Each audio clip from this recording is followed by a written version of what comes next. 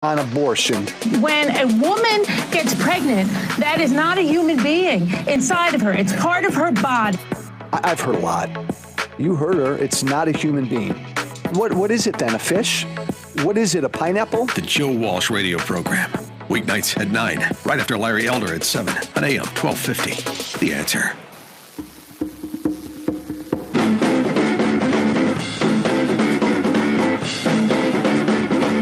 "75 years ago today." Yep, D-Day. President Trump gave a nice speech over there in Normandy today, and you'll be hearing parts of that on the news tonight. Did a really nice job, actually. But I think June 6th every year is a good day to listen to Ronald Reagan. This was 35 years ago on the 40th anniversary. We're here to mark that day in history when the Allied armies joined in battle to reclaim this continent to liberty. For 4 long years, much of Europe had been under a terrible shadow.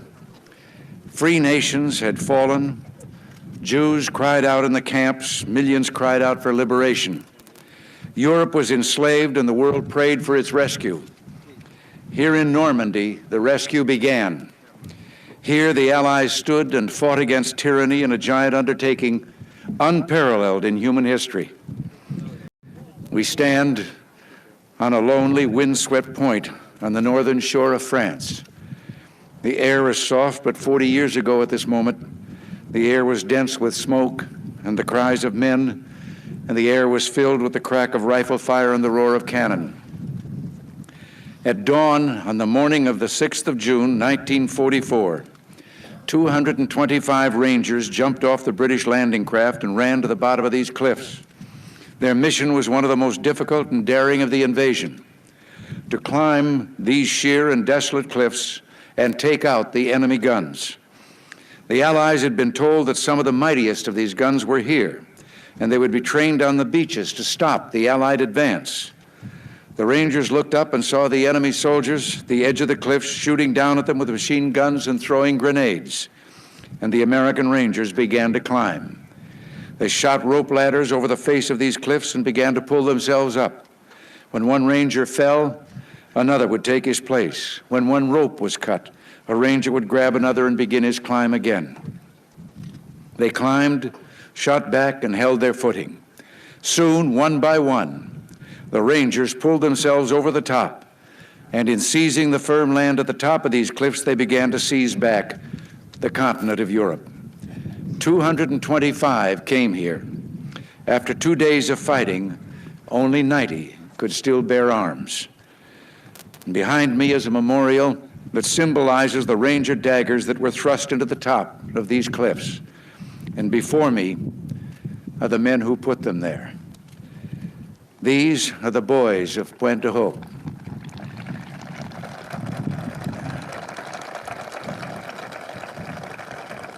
These are the men who took the cliffs. These are the champions who helped free a continent. And these are the heroes who helped end a war. Gentlemen, I look at you and I think of the words of Stephen Spender's poem. You are men who in your, quote, lives fought for life and left the vivid air signed with your honor. I think I know what you may be thinking right now, thinking we were just part of a bigger effort. Everyone was brave that day. Well, everyone was. You remember the story of Bill Millen of the 51st Highlanders? 40 years ago today, British troops were pinned down near a bridge waiting desperately for help. Suddenly they heard the sound of bagpipes, and some thought they were dreaming.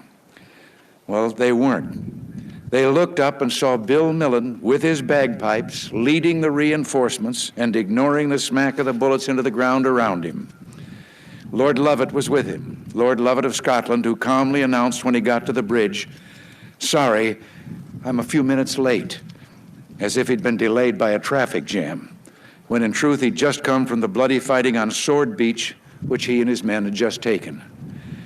There was the impossible valor of the Poles, who threw themselves between the enemy and the rest of Europe as the invasion took hold, and the unsurpassed courage of the Canadians, who had already seen the horrors of war on this coast.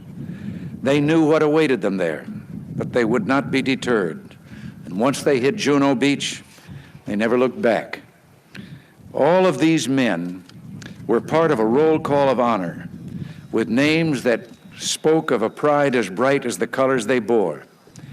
The Royal Winnipeg Rifles, Poland's 24th Lancers, the Royal Scots Fusiliers, the Screaming Eagles, the Yeomen of England's armored divisions, the forces of Free France, the Coast Guard's Matchbox Fleet, and you, the American Rangers. 40 summers have passed since the battle that you fought here. You were young the day you took these cliffs. Some of you were hardly more than boys with the deepest joys of life before you. Yet you risked everything here. Why? Why did you do it? Well, what impelled you to put aside the instinct for self-preservation and risk your lives to take these cliffs? What inspired all the men of the armies that met here? We look at you and somehow we know the answer. It was faith and belief. It was loyalty and love. The men of Normandy had faith that what they were doing was right, faith that they fought for all humanity, faith that a just God would grant them mercy on this beachhead or on the next. It was the deep knowledge, and pray God we have not lost it, that there is a profound moral difference between the use of force for liberation and the use of force for conquest. You were here to liberate, not to conquer, and so you and those others did not doubt your cause, and you were right not to doubt. You all knew that some things are worth dying for. One's country is worth dying for, and democracy is worth dying for because it's the most deeply honorable form of government ever devised by man. All of you loved liberty. All of you were willing to fight tyranny, and you knew the people of your countries were behind you. The Americans who fought here that morning knew word of the invasion was spreading through the darkness back home. They fought or felt in their hearts, though they couldn't know in fact, that in Georgia they were filling the churches at 4 a.m. In Kansas, they were kneeling on their porches and praying. And in Philadelphia, they were ringing the Liberty Bell. Something else helped the men of D-Day. Their rock-hard belief that Providence would have a great hand in the events that would unfold here, that God was an ally in this great cause. And so the night before the invasion, when Colonel Wolverton asked his parachute troops to kneel with him in prayer, he told them, "Do not bow your heads, but look up so you can see God and ask his blessing in what we are about to do." Also that night, General Matthew Ridgway on his cot, listening in the darkness for the promise God made to Joshua, "I will not fail thee nor forsake thee." These are the things that impelled them. These are the things that shaped the unity of the Allies. When the war was over, there were lives to be rebuilt and governments to be returned to the people. There were nations to be reborn. Above all, there was a new peace to be assured. These were huge and daunting tasks, but the Allies summoned strength from the faith, belief, loyalty, and love of those who fell here. They rebuilt a new Europe together. There was first a great reconciliation among those who had been enemies, all of whom had suffered so greatly. The United States did its part, creating the Marshall Plan to help rebuild our allies and our former enemies. The Marshall Plan led to the Atlantic Alliance, a great alliance that serves to this day as our shield for freedom, for prosperity, and for peace.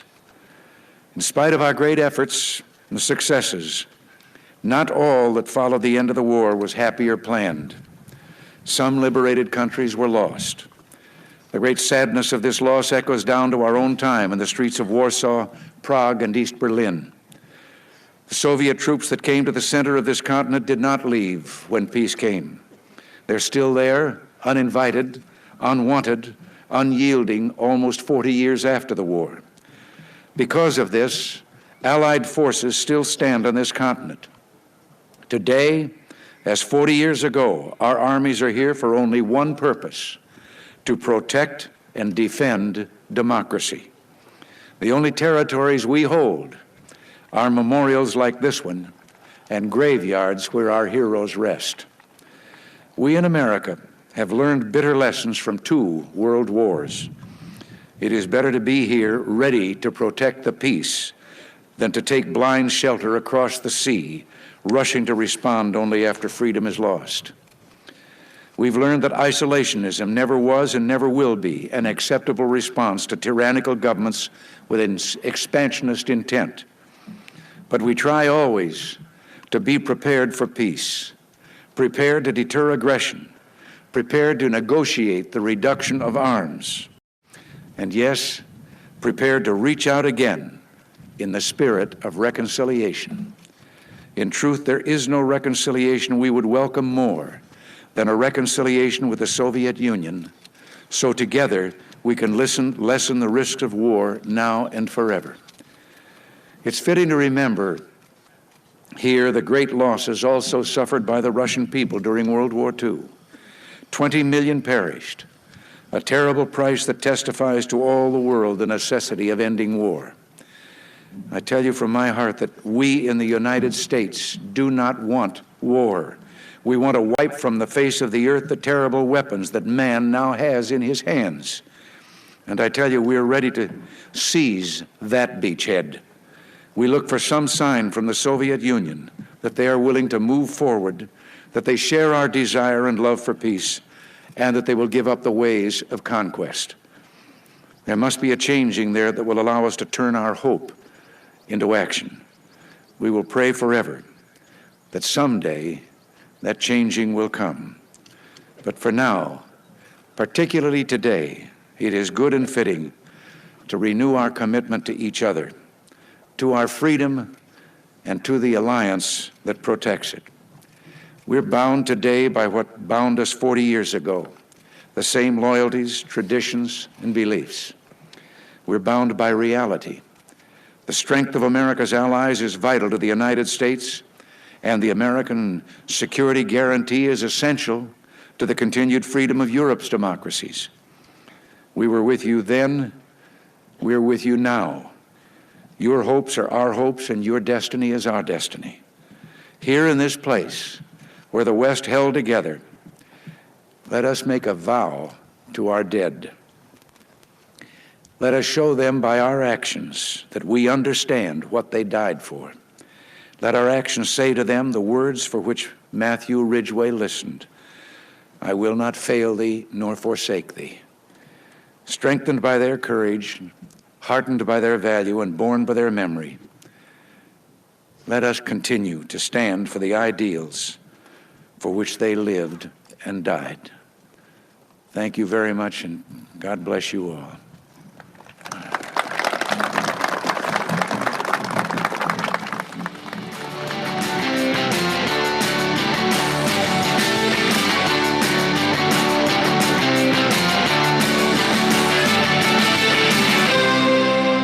We're talking to Rocky Bleier. He's involved with the Miracle League of Moon Township and the construction of a Miracle League athletic field. The fields are designed to make it possible for kids with special needs to play sports. Every child, no matter what the situation, deserves a chance to be able to play, to compete, and have a place that's safe, takes care of needs, that's organized. This will be the fourth Miracle League field that will be built. Now we got 4 places to be able to travel, so it broadens the whole interest of sports. It's just terrific for a community to do that. There's a buddy system I thought was pretty impressive. What's that all about? Kids with special needs have a buddy, a child who's in school. It's like having an older brother or sister involved with you. So it's really good, and that everybody has human dignity of being able to participate. The website is miraclesinmoon.org. Check it out, and let's help make this dream a reality. Hey, Rocky, thanks, and we'll be talking to you again about this project. Appreciate you coming on to talk about it. Thank you for having me. All right, man. Take it easy. Thanks. Rocky Bleier, and we'll be right back. Are you about to pay double for new windows, siding, or doors? If you haven't called Windows R Us, you just might. Many companies are overcharging area homes and businesses nearly double. With over 50 years in home remodeling, Windows R Us is more than a window company. They're the area's premier exterior replacement company for roofs, gutters, siding doors, and of course, windows. Windows R Us will never overcharge. You'll love their no-pressure approach, straightforward pricing, and the fastest turnaround in the business. Right now, get zero interest for 12 months and up to $20,000 on new vinyl, fiberglass, or wood windows. With options like triple pane glass and names like Pella. No hidden fees or surprises ever. Your no loophole lifetime warranty covers everything, including glass breakage, at no additional cost. Mention AM 1250 with your free estimate for an exclusive 10% off. Why pay double? Visit the area's premier exterior replacement company, WindowsRUsPittsburgh.com. Ford Pass. Everything you need to keep moving right in the palm of your hand. Now you can earn points to use toward flexible complimentary maintenance when you buy or lease a new Ford and sign up for rewards. Plus, use the app to access roadside assistance. You'll even earn exclusive Ford Pass rewards just for maintaining your vehicle. Only Ford Pass combines roadside assistance, Ford Pass rewards, and now when you buy or lease a new Ford, earn points you can use toward flexible complimentary maintenance. Ford Pass, built to keep you moving. Built Ford proud. Visit your participating Ford dealership to find out about how you can earn complimentary maintenance on every new Ford. Roadside assistance is included for certain Ford owners and available to everyone for a per-service fee. Ford reserves the right to change program details without obligations. Visit your participating dealer or FordPassRewards.com for program rules and restrictions. Ford Pass, compatible with select smartphone platforms, is available via a download. Share, like, comment, tweet. Are these foreign terms to your business? They may not be to your competition and the reason you're losing sales. Social media marketing is on the verge of dominating commerce. The right social media strategy can help you slay the competition and gain new customers. We're Salem Surround. We take the mystery of digital marketing off your shoulders, letting you run your business while we deliver customers. Your competition is already social. Catch them and surpass them. We offer a free analysis of your digital marketing effectiveness and suggest methods that could dramatically increase your sales. We know how to make every digital dollar count towards sales success. Now there are no limitations on where you can reach customers with Salem Surround. Total market penetration for increased ROI. Learn more by logging on to surroundpittsburgh.com. Surroundpittsburgh.com. Connecting you with new customers. You're listening to The John Steigerwald Show on AM 1250. The Answer. Well, I decided to watch episode 2 of Band of Brothers on HBO last night just to get a good picture in my mind, again, of just what it was like for those guys. And if you've never watched that series, by the way, you're missing what may be the best series ever on television. I had hoped to get a D-Day veteran on the show today. Wasn't able to do it. But here's George Ciampa talking to Ben Shapiro at the Daily Wire today about what he was doing 75 years ago. There was a company going overseas right away. They needed one man. So I was the replacement. The guys were all older than I was. They were all kidding me on the ship on the way overseas. Don't worry, Ciampa, they're going to turn the ship around, take you home. Roosevelt, our president, said no 18-year-old will set foot on foreign soil. Nobody knows that either. So we shipped out, and on the way over there in the middle of the night, we're sleeping down in a hold, and all of a sudden there's a big explosion, and the ship was rocking. Everybody scurried up on the deck, and then found out that there was a torpedo plane that was dropping a torpedo, and the Navy gunner shot him down. That was a big explosion. And the Navy gunner I had met the day before. He was my age, and he showed me his quarters, and we got acquainted. His name was Dennis Reed from Cincinnati, Ohio. I never did get in touch with him after that, and I wish I had, because he really saved our lives. When we got to the shores of Normandy, they say there are 4,000 or 5,000 ships out there, and I believe it. I mean, there are ships all around you, and the shelling above us, 88s. You could hear them screaming. We call them screaming memes. But we saw ships getting hit, and I remember a tanker blowing up, and there's bodies in the water, and there's debris in the water. And, I was 18 years old, 112 pounds. I was a skinny kid. I finally got down the rope ladder, and with all the gear on, and I get into a LCI landing craft. That's the smaller Higgins boats. And we're heading in and could hear the 88s screaming over us. And I remember we started heading in and we came back out, and we started heading in and we came back out. And I thought it was because of the shelling, thinking we're going to get hit anytime.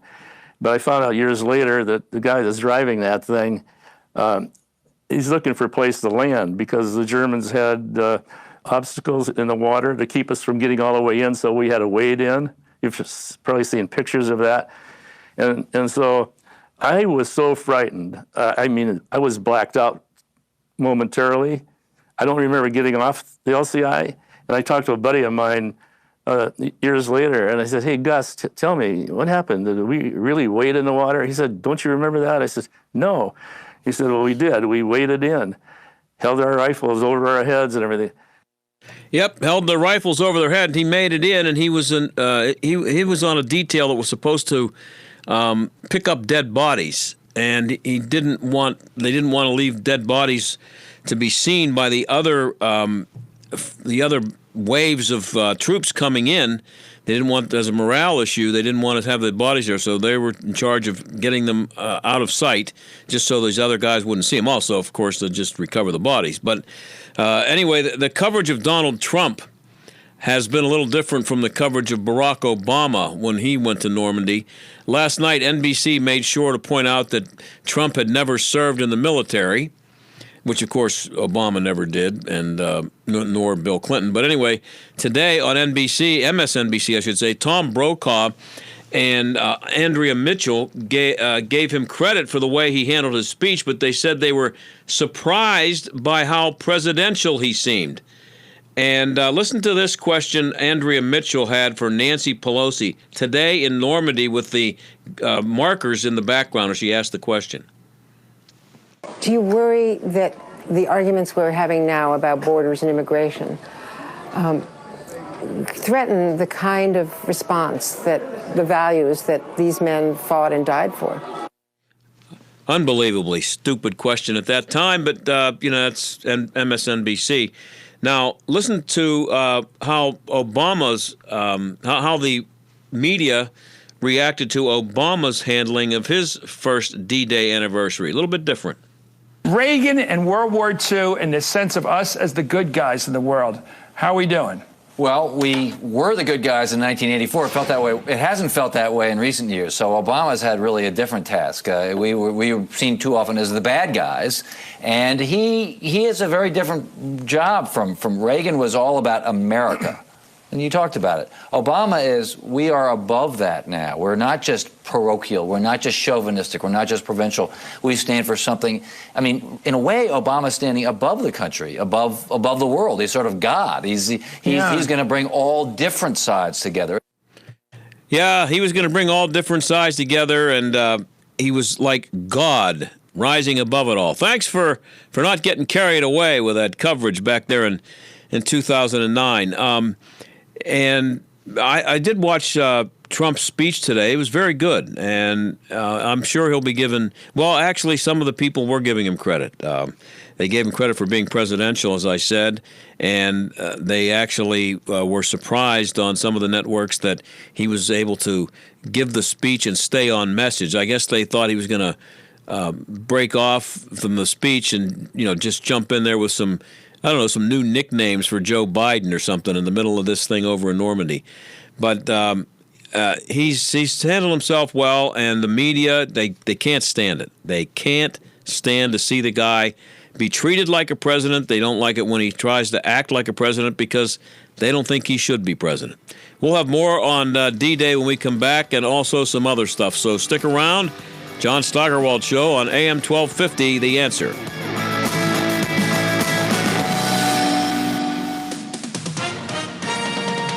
SRN News, I'm Greg Clugston in Washington. An investigation is underway into why a vehicle carrying West Point cadets overturned this morning, killing one of the cadets. Lieutenant General Darrell Williams is the U.S. Military Academy's superintendent. It is not common for these vehicles to turn over. It's very rough terrain. You can see the hills we have here.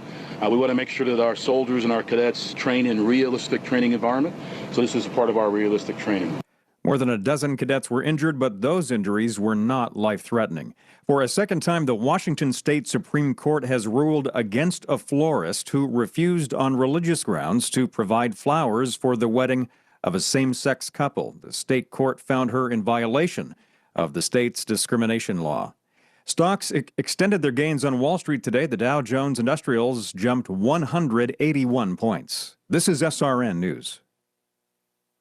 The following is not an actor, but a real-life story from Trinity Debt Management. I had a lot of credit card debt, and I couldn't pay my bills. I was feeling so bad. I got to a point where I needed some help. So I reached out and contacted Trinity. If you're in debt and you need help, call Trinity at 1-800-990-6976 to talk to a certified counselor. They were able to take all of my different payments and put them all together. Trinity will consolidate your accounts into one easy-to-manage monthly payment, put a stop to late fees and over-limit charges, reduce your interest, and possibly improve your credit score. You'll save thousands. And they were actually able to work with my creditors. I've been able to pay off close to $15,000 in the last 18 months. If your debt has you down, call Trinity at 1-800-990-6976. My name is Stephanie, and I'm debt-free for keeps. 1-800-990-6976. Dennis Prager explains the downfall of our society. Secularism produces knowledge, but not wisdom. Any secular people probably were raised religious, because the longer one is devoid of God and religion, the longer the generation span, the more foolish the human being becomes in virtually every instance. The Dennis Prager Show, weekdays at noon, right before Sebastian Gorka at 3 on AM 1250. The Answer. Here is your new Pella Lifestyle window when open. Here it is, closed. The new Pella Lifestyle series is the #1 performing wood window and patio door for sound control, energy efficiency, and value. Keep the outside noise outside. More peace and better rest for your family. Exceptional noise control for a quieter home. For a limited time, get $150 off windows and $500 off doors, or 48 months no interest. Call 888-77-PELLA, PellaPittsburgh.com. This is Jay Hagerman of Abernathy & Hagerman. Upon your passing, you wouldn't want a judge to decide who raises your children or how your estate gets divided. It is important to review your estate planning documents to ensure they protect what matters most. At Abernathy & Hagerman, we will work with you to establish an estate plan that nominates a guardian for your minor children and that your assets are used for your family's benefit. Judge for yourself. For legal help that lasts a lifetime, visit a-h.law. Hi, I'm Karen, owner of Lone Star Transfer. If you are a timeshare owner and you think back to the day you bought your little piece of heaven, it probably was a good thought. The reality now is that you probably never use your timeshare and have continued to pay those annual maintenance fees. We at Lone Star Transfer are here to help you get out of this ongoing burden in an effective, quick, and legal way. We have over 8,000 happy customers to prove it. Call us today for a free, no-obligation consultation at 844-284-4863 or visit us online at LoneStarTransfer.com. Do you or your business have financial problems? Are you overwhelmed with debt? Then call me, Attorney Dennis Spira, at 412-471-7675. My legal practice concentrates on bankruptcy law, debtor rights, and tax matters. I have over 30 years' experience as a former United States Department of Justice bankruptcy attorney and lawyer in private practice. I have represented thousands of cases faced with financial problems and lawsuits. Reorganize and get a fresh start. Call 412-471-7675 or visit my website at DennisSpira.com. Stuck in traffic? We've got the answer. Seeing some heavy delays crawling along on the Parkway East outbound Boulevard of the Allies to Edgewood Swissvale. Inbound busy on the Parkway West, Carnegie to the Fort Pitt Tunnel, and outbound Sawmill Run Boulevard to Carnegie. Outbound Liberty Bridge looking at a slow ride. And in Greenfield, got an earlier transformer explosion, caused a signal outage along Beechwood Boulevard at Browns Hill Road. That's a look at traffic. I'm Jenny Robinson. AM 1250, The Answer. Weather. Partly cloudy tonight. It'll be more comfortable for the overnight hours with a low of 59 degrees. Tomorrow, partial sunshine, a nice afternoon with a high of 80. Partly cloudy tomorrow night, low 60 degrees. And for Saturday, a beautiful start to the weekend with sunshine and patchy clouds. Highs again right around 80 degrees. With your AccuWeather forecast, I'm meteorologist Danielle Niddle. This is the John Steigerwald Show on AM 1250 and FM 92.5. The Answer. Well, we're going to still talk about D-Day a little bit here. I think it should be talked about on this day, every year actually, but the 75th anniversary, that's a special one, I guess. And I just wonder how much D-Day was talked about in schools today, if at all. I have a feeling it wasn't in most places, unless it was an American history class covering World War II. But I'd be interested to hear from you if you can check with your kids and get back to me on Twitter or at the website.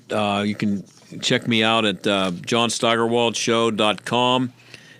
You can do the AM 1250 website, the Answer Pittsburgh, the Answer PGH.com. On Twitter at Steigerwald, and on YouTube, The Answer Pittsburgh, and Facebook, John-Steigerwald.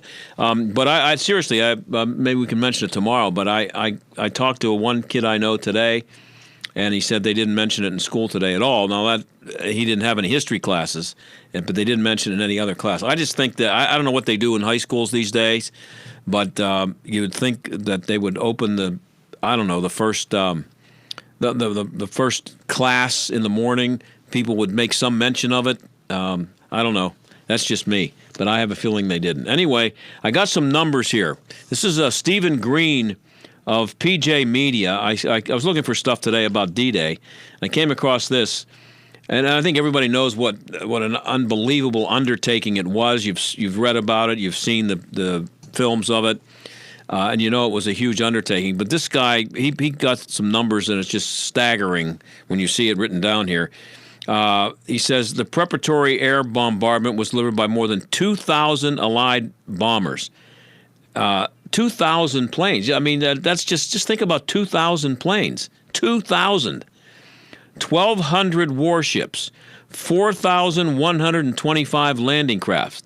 4,000 boats. They call them landing crafts. 4,000 boats in the water at the same time, and another 1,600 support vessels of various kinds, all courtesy of 8 different allied nations. That's about 7,000 ships, their crews, their supplies, and the tons and tons of fuel required to run them. The official count was nearly 200,000 naval personnel, 200,000 people. And then these numbers are amazing.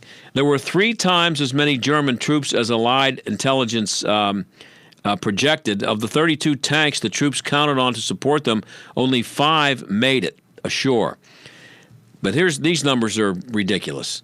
The U.S. delivered 1.9 million tons of supplies to Britain just in May of 1944. So in 1 month, that's 3,800 million pounds of stuff in 1 month delivered to Britain in preparation for this. And he says, I might remind you, more than a few German submarines hunting the merchant ships as they were bringing that stuff in. To keep the fight going after the beaches were taken, another 1 million troops were shipped to France in the 4 weeks after D-Day. 1 million people taken shipped over there in the weeks after the invasion, along with more than 565,000 tons, that's billions of pounds of supplies, and a staggering 172,000 vehicles from jeeps to tanks. 172,000 vehicles. I mean, how many vehicles are on the streets of Pittsburgh right now in rush hour? You know, on the 172,000 of every size and shape in between, jeeps and tanks. To keep the vehicles moving, the Allies laid an undersea oil pipeline called Pluto across the channel to keep the troops fed and armed. So they actually laid a pipeline across the English Channel just for the purpose of sending the fuel over there once they got there to keep everything moving and also to feed the troops. So that's just, I thought those numbers were staggering, and the idea that it was 3,800 million pounds of stuff. That's how Stephen Smith writes it here.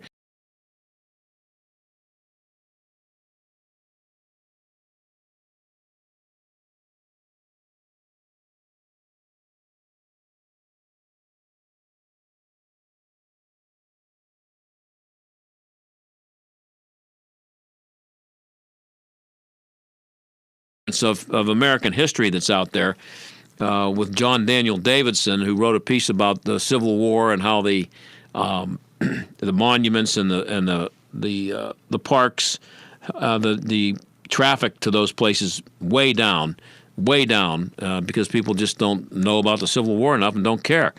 But this guy, Bradley Devlin, he is writing at the loneconservative.com. He said there's a certain way, and he's a millennial himself, as you can tell by reading this, but he says there's a certain way of thinking about older generations that prevails amongst my peers.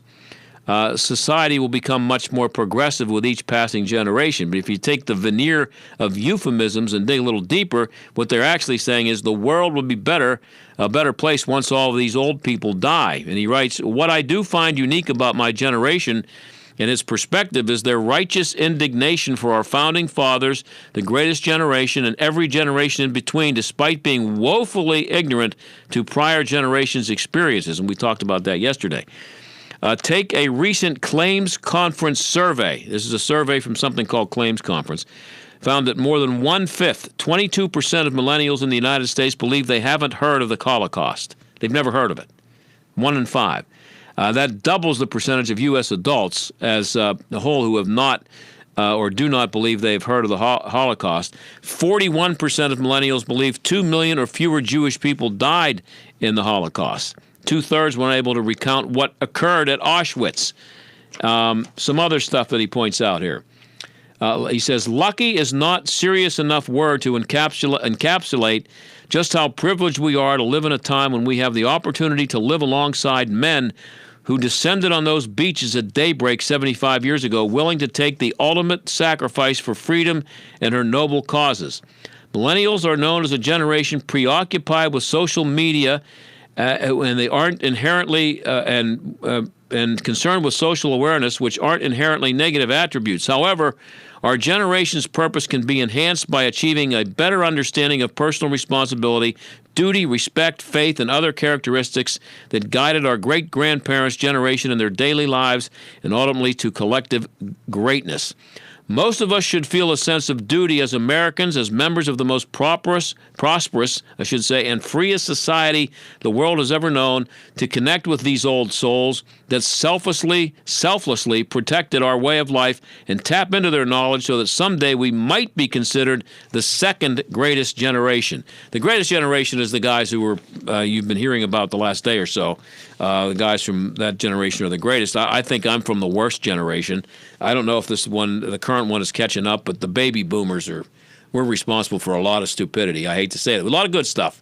But my generation was sex, drugs, and rock and roll, and my generation kind of introduced marijuana to the mainstream. I mean, there's a lot of things that we did, I guess, that you could get that we should get credit for, but compared to the greatest generation, sorry.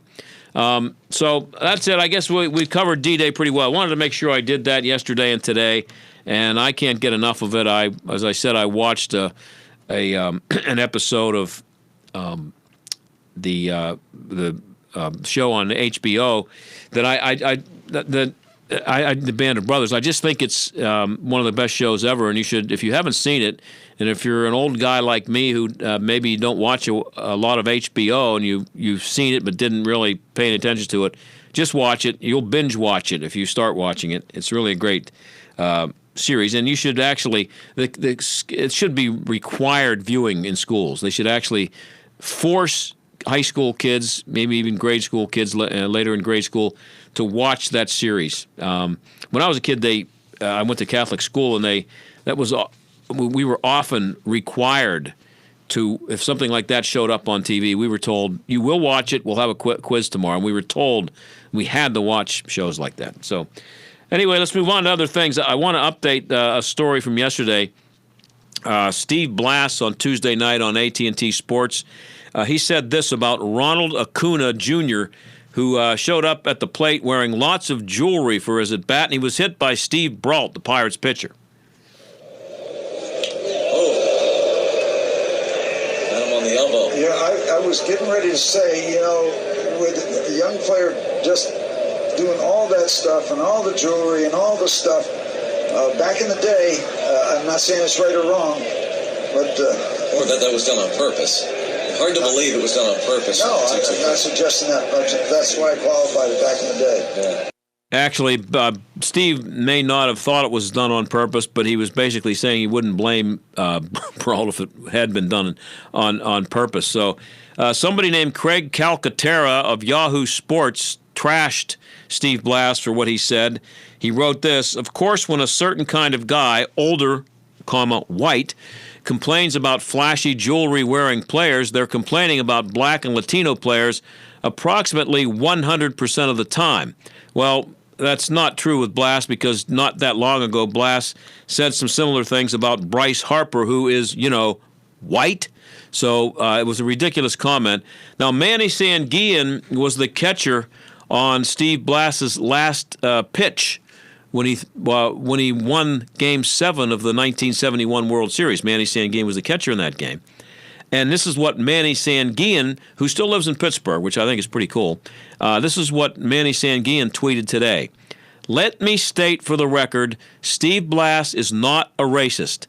Dona Vera chose him to give Roberto's eulogy. He also gave Willie's eulogy. Steve is a good man and a great friend. Can we stop bashing him? He's been with the Pirates for 60 years. Let him retire without controversy." Now, Dona Vera is Vera Clemente. So, and Willie, of course, is Willie Stargell. So Steve Blass was chosen by the wives of those two players, one a black Latin player, the other an African-American player, and he was chosen to do their eulogies. But this guy, knowing nothing, but looking at it from afar and living in this time in the world when or it's just everybody's looking for a racist everywhere, under every bed, and everybody's looking to be offended and to be it. It's so much fun for some people to accuse, especially old white guys, of being racist, that this guy, he couldn't help himself, Craig Calcaterra, to jump on Steve Blass for that. It was a ridiculous piece that he wrote, and it I don't know how many other places that it showed up where people were accusing Steve of being a racist, but Calcaterra's piece got a lot of action all over the internet, and I don't know how much blowback Steve has gotten on it, but, leave the guy alone. Manny Sanguillen, what his tweet did, you know what that did? Case closed. Well, the D-Day stuff has given us a little bit of a break from the politics, and I saw this a couple of days ago. It's a video of a really awkward radio interview that Elizabeth Warren did on a show called The Breakfast Club. The guy asking the questions, one of them, I guess he's the host. There's another guy on there too, but this guy is Charlemagne the God and Elizabeth Warren. So I grew up in Oklahoma. Mm-hmm. I learned about my family the same way most people learn about their family, from my mama and my daddy and my aunts and my uncles, and it's what I believe. But I'm not a person of color. I'm not a citizen of a tribe, and I shouldn't have done it. If you had a chance to do it over, would you? I can't go back, but I shouldn't have. Mm-hmm. So what, your family told you were Native American? Yeah. Charlemagne tells me I'm Dominican, but I don't believe him. You are. How long did you hold on to that? Because there was some report that said you were Native American on your Texas bar license, and that you said you were Native American on some documents when you were a professor at Harvard. Like, why'd you do that? So it's what I believe. That's, like I said, it's what I learned from my family. When did you find out you weren't? Well, I'm not a person of color. I'm not a citizen of a tribe. And tribal citizenship is an important distinction and not something I am. So. Was there any benefits to that? No. Boston Globe did a full investigation. It never affected, nothing about my family ever affected any job I ever got. She didn't get a discount in college? No. You kind of like the original Rachel Dolezal a little bit. Rachel Dolezal was a white woman pretending to be black. No, this is what I learned from my family. Yeah. Yeah. Yeah, that's what I learned from my family. I'm a Native American. I'm smart enough to go to Harvard, pretty smart woman, but I never thought the check or anything. I didn't think there was anything wrong with, saying that I was Native American on an application, thinking that it might help me along a little bit to get into a law school or whatever it was. Just never occurred to her, this woman who's smart enough to be a teacher at Harvard. I think she made $375,000 a year at one point. Just never thought to check it out. It's just what her parents told her. Leave her alone. We'll be right back.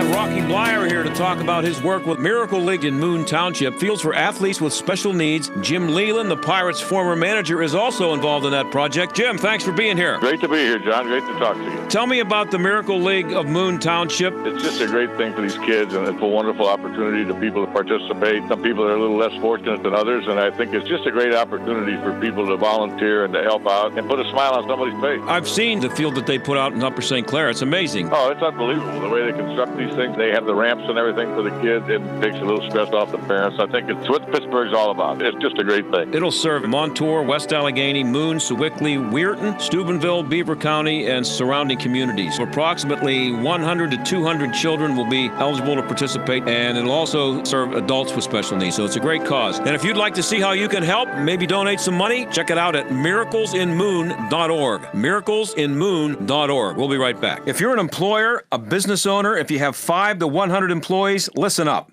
The cost of doing business continues to skyrocket, strangling your HR department with more regulations, administrative duties, and liability than ever. I'm John Steigerwald. Your health plan's a big part of that cost. Another year, another 10% rate hike, another $1,000 increase on your deductible, another hospital or doctor you can't go to because they're not in the network. Isn't it time for a change? Well, stop the insanity and call Marley Financial, the most innovative agency in the industry. Put an end to the annual increase. Give your employees a national network that all hospitals accept and reduce your monthly premiums by 20 to 30%. It doesn't matter when your renewal is. Marley can help today. Call 724-884-1496. Marley Financial, 724-884-1496. 724-884-1496. Okay, meat lovers, Beef Jerky Outlet presents over 100 delicious ways to get your snack on. There's nothing slim about these big flavors. This is high-end quality gourmet jerky in more flavors than you've ever thought possible. From wild game to pepper and spice to sweet and savory, there's something for everyone. Flavors like honey jalapeno, Cajun barbecue beef brisket, sweet bourbon traditional, Asian sesame, teriyaki, cherry maple, and peppercorn smoked beef, just to name a few. With Father's Day coming up, this is a total no-brainer for the guy in your life. Visit beefjerkyoutlet.com for fabulous gift ideas. Plus, check out their phenomenal selection of rubs, sauces, and marinades. Beef Jerky Outlet at Tanger Outlets in Washington and their brand new location at Grove City Outlets. Beef Jerky Outlet, proud sponsor of the Jerk of the Week, heard every Friday right here on the John Steigerwald Show. Check them out. BeefJerkyOutlet.com. Okay, first time we read this commercial, he got one, so I had to get one. And we are both in love with this product. The glass chair mat by Vitraza. They're unbelievable. You know that junky plastic chair mat under your office chair or at home? Piece of garbage. It's the ugliest thing in your office. Vitraza glass chair mats are beautiful. Durable. Each one will support over 1,000 pounds, so it'll even hold me. They've got a lifetime warranty, and the way you feel rolling over smooth glass instead of cheap, crackly plastic, it's like working in $1 million office. And it's your office. We got to mention this. Shipping is absolutely free. Absolutely. Lifetime warranty, scratch-resistant, stylish Vitraza glass chair mats. You can't get them at the office superstore. You got to order them direct at Vitraza.com/life. That's V as in value, ITRAZZA, Vitraza.com/life. You'll want to remember that website. There's a discount code waiting for you for 10% off. Only at Vitraza.com/life. Warning, listening to this program may expose you to toxic masculinity. The John Steigerwald Show on AM 1250. The Answer. And speaking of D-Day, there was quite a bit of toxic masculinity displayed there by those thousands of guys 75 years ago today, I think. Hey, before we go here, your friend Le'Veon Bell's got a little bit of a problem. Nothing illegal or anything, at least yet, at least from him.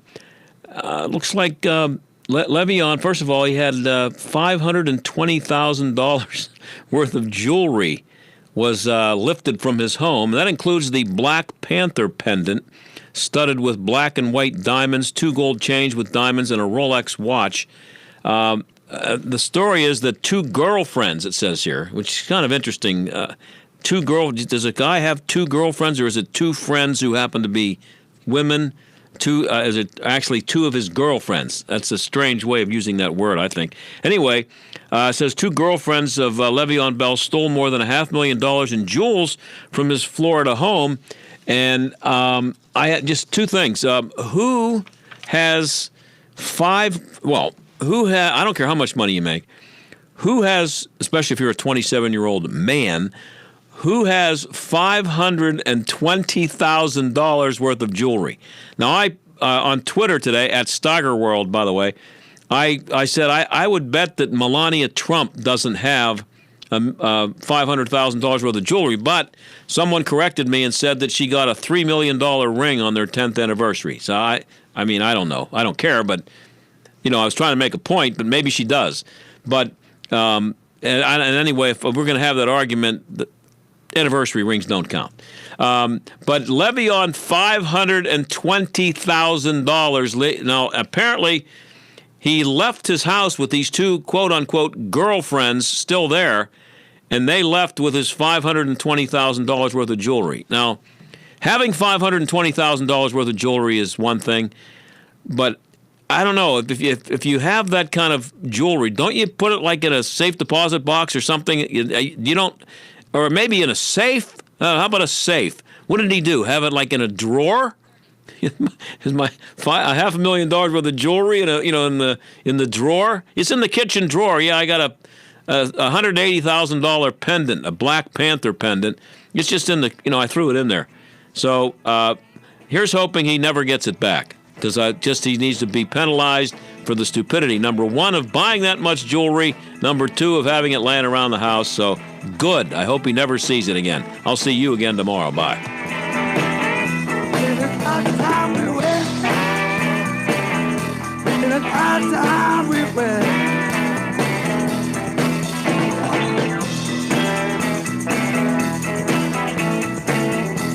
The John Steigerwald Show is a production of AM 1250 The Answer and Salem Media Group. Hunt & Associates is your resource for examining the important financial aspects for your retirement plan. Listen to our podcast radio show